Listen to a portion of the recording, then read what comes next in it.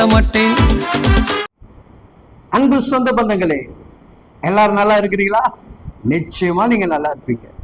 ஏன்னா நீங்கள் நல்லா இருப்பதற்காகவே உங்களுக்காக எனக்காக ஒருவர் சிலுவையில் மரித்து 3ஆம் நாள் உயிரோடு எழுப்பினார்.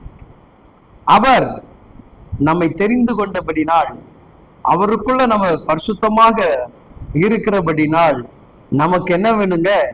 மனத்தாழ்மை வேண்டுமா, இரக்கம் வேண்டுமா, நீடிய பொறுமை வேண்டுமா, இதெல்லாம் நம்ம என்ன பண்ணுங்க? தரித்து கொள்ளக்கூடியவர்களாக காணப்பட வேண்டும் என்று சொல்லி திருமணை வேத வசனங்கள் நமக்கு சொல்லுகிறது.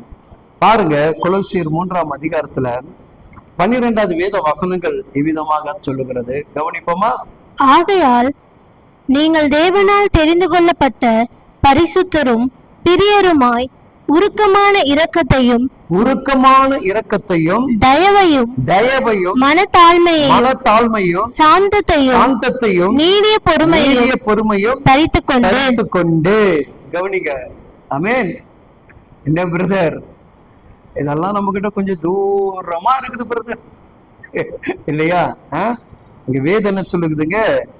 நீங்கள் தேவனால் தெரிந்து கொள்ளப்பட்ட பரிசுத்தர்களும் பிரியமா. கவனிங்க, அவர் நம்ம மேல எவ்வளவு அன்பு லைக் பண்ற, நம்ம ஒரு மேல அன்பா இருக்கிறவங்க, அன்பா உள்ளவங்கிட்ட தான் அவர் சொல்ல, நீங்க உருக்கமா இரக்கமாக இருங்க, தயவுள்ளவர்களாக இருங்க, மன தாழ்மையாக இருங்க, சாந்தம் உள்ளவர்களாக இருங்க, அதை தாண்டி நீடிய பொறுமை உள்ளவர்களாக தரித்து கொண்டு நீங்க இந்த உலகத்துல எனக்காக நீங்க வாழுங்கன்னு சொல்றாரு, இல்லையா? சில காரியங்கள் நம்ம குடும்பத்துல சமாதானம் குலையும் போது நம்ம அந்த இடத்துல ரொம்ப பொறுமையா இருந்தா நிச்சயமா ஒரு மாற்றம் வரும், இல்லையா? எந்த காரியத்தையும் அவசரப்பட்டு முடிவெடுக்க கூடாது. இன்னைக்கு நிறைய நேரத்தில் அவசரப்பட்டு முடிவெடுத்து நிறைய பிரச்சனைகளை நம்ம சந்திக்கிறோம். வாலிப பிள்ளைகள் அப்படிதான், திருமண காரியத்தில் அவசரப்படுறது, தான் தேர்ந்தெடுக்கக்கூடிய கணவனையோ தன் வரக்கூடிய துணையாரை தேர்ந்தெடுக்கக்கூடிய வாலிப பிள்ளைகள் ரொம்ப அவசரப்பட்டு என்ன பண்ணிடுறோம்? ஏதோ அந்த உலகத்துடைய ஆசை, உலகத்துடைய மோகத்துக்குள் நம்ம என்ன பண்றாங்க? விழுந்து நம்ம என்ன பண்றோங்க? பின்னாடி ரொம்ப பரிதவிக்கிறோம்.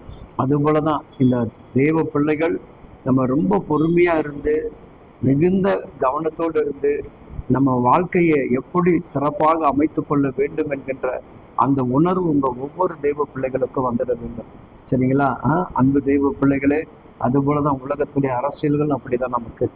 நமக்கு பொறுமையா இருந்து நமக்கு எந்த வகையில நமக்கெல்லாம் அரசு மூலமாக ஒரு பாதுகாப்பு கிடைக்குது, இல்லை சமுதாயத்துக்கு ஒரு பாதுகாப்பு கிடைக்குது, சமுதாயத்தில் இருக்கிற பிள்ளைகள் எப்படி உயர்வு அடைகிறாங்க, அந்த அரசு மூலமாக சமுதாயத்தில் என்னென்னலாம் மாற்றம் வருதுன்னு சொல்லி பொறுமையாக நம்ம சிந்தித்து ஆராய்ந்து பார்த்து நம்ம செயல்படும் போது பாருங்க, நம்முடைய குடும்பங்களுக்குள்ள ஒரு பெரிய பாதுகாப்பையும் நம்ம வாழக்கூடிய வாழ்க்கைக்கு உண்டான ஆசீர்வாதத்தையும் தேவன் கட்டிடுவார். சரிங்களா?